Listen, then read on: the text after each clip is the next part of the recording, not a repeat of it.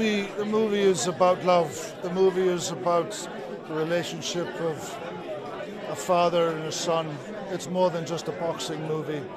It's the man that I play, Brendan Ingle, was a wonderful mentor to this young man in his early years.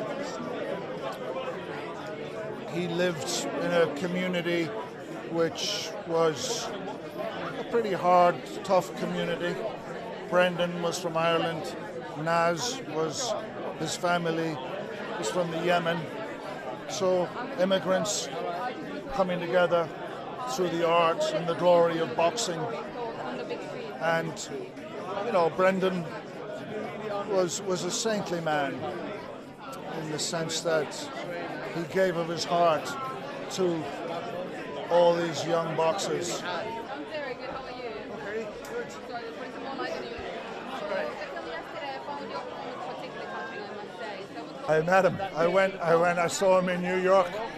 I saw him in my days of playing Bond, where the world becomes your oyster. And I saw this great man box and went backstage and met him and met Brendan Ingle, never knowing that I was going to end up playing this man. So, full circle.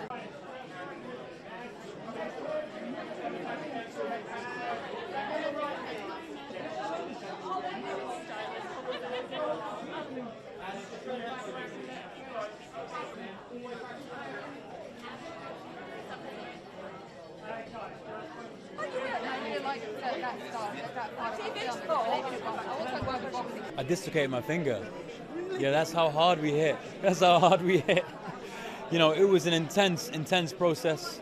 I had 4 weeks to get into shape. I lost about 8 kilos in that short space of time. I was training religiously, 12 hours a day, every single day.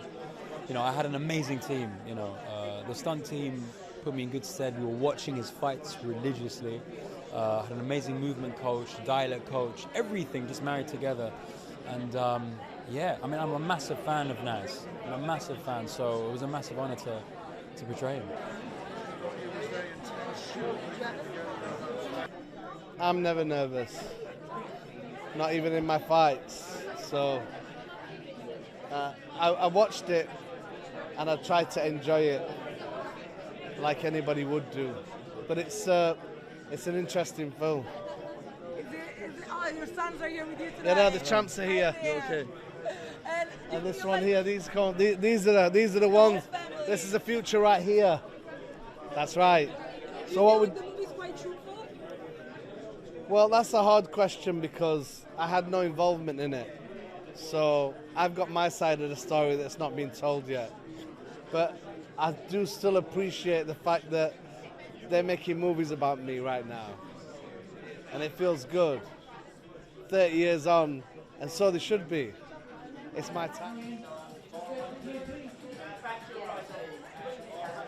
I hope that people take away the duality of what it means to be human and what it means to have a dream and to have aspirations and the journey to getting there and what happens when you get there. I think that the film feels like a really beautiful meditation on what we do with success and how we treat the people that got us there. So I hope people leave thinking about that a little bit. I did a lot of research. I wanted to show them authentically. At the same time, I've taken 20 years of a life, put it down into an hour and 50 minutes of a movie, which means I've reinterpreted, their real 20-hour conversations or arguments into a couple of minutes. Basically, that's every word that is said is a word I put in their mouths. Even though I, felt very, that I've been authentic about it and very researched about it, when I sat next to him as you watched it the first time, it felt like I'd been talking about someone behind their back and a recording was being played. And so I was really nervous, but you know what? He's a film aficionado. He understood, they had to be interpreted, and he thought that I treated him and everybody else respectfully.